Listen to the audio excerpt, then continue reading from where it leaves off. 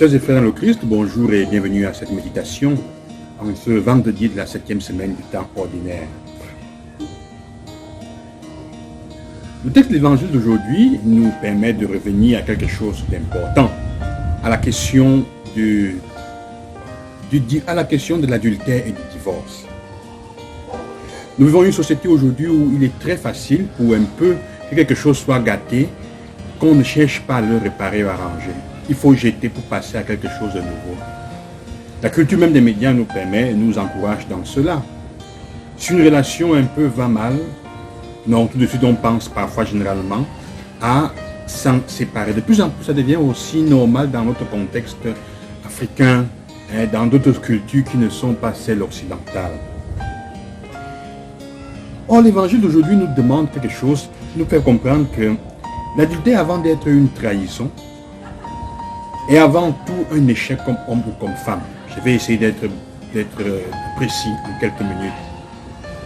Voyez, quand un homme et une femme veulent se marier, la première question que nous leur posons, ou qui devrait être posée, n'est pas celle de savoir s'ils s'aiment quand ils sont fiancés.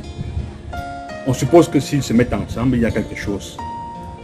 Mais la première question devrait être celle de se poser la question, quel est leur projet comme fiancés? Qu'est-ce qu'ils rêvent ensemble? Qu'est-ce qu'ils veulent construire? Parce que vous voyez, c'est le projet qui les tiendra ensemble. Quand ils seront mariés au fil des années, on ne leur demandera plus quel est leur projet. On leur demandera, est-ce qu'ils s'aiment? Parce que l'amour est la voie, est la clé pour aboutir au projet, pour réaliser le projet. L'amour veut dire les choix du quotidien, d'aimer l'autre, de faire quelque chose pour l'autre, le choix de se battre pour que l'autre se sente bien et parfois aussi de renoncer, de faire des sacrifices. Ça veut dire que quand il y a l'adultère, il y a un échec de tous les côtés. On échoue parce qu'on a d'abord échoué envers le projet qu'on s'était construit. Mais comme disent les experts aujourd'hui, l'adultère ou le choix de sortir avec un homme ou une femme autre que son mari ou sa femme n'est que la conséquence de la consommation, disons comme ça, la consommation de quelque chose qui s'était déjà cassé dans la relation bien des années avant, même s'il n'y avait pas un réel aller dehors avec un autre. Ça veut dire qu'on peut vivre des années étant adultère sans pour autant coucher avec un autre homme ou une autre femme. Parce qu'on a déjà détruit, on n'est plus, on n'est plus fidèle au projet qu'on s'était fixé. Et le fait d'être fidèle signifie qu'on cherche les moyens dans l'amour de rendre l'autre capable de réaliser et de se battre de nous pour que ce projet fonctionne. C'est pour ça que l'adultère est avant d'être une trahison. Et si c'est même une trahison, ce n'est pas une trahison avant tout envers l'autre, c'est la trahison envers le projet qu'on s'était fixé, auquel on avait promis d'être fidèle et auquel Dieu, quand on bénit le mariage, lui, il s'engage avec nous à faire avancer ce projet comme sacrement, dans le plus grand projet de son amour pour l'humanité. Il ne s'agit pas de se sentir coupable. Mais Jésus ne veut pas qu'on se sente coupable, mais d'aspirer à quelque chose de plus haut, de plus beau.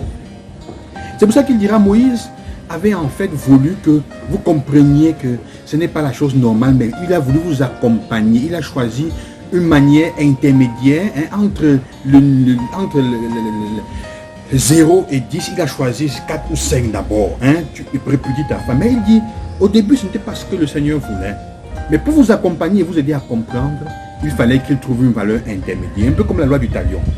Et pour cela, il faut accepter de se laisser guider par le Christ. Il montre l'horizon de gradualité dans lequel on est. Et qu'il ne faut pas faire de la misère et de la médiocrité le critère de normalité simplement parce que l'excellence nous demande un effort supplémentaire et une radicalité nouvelle.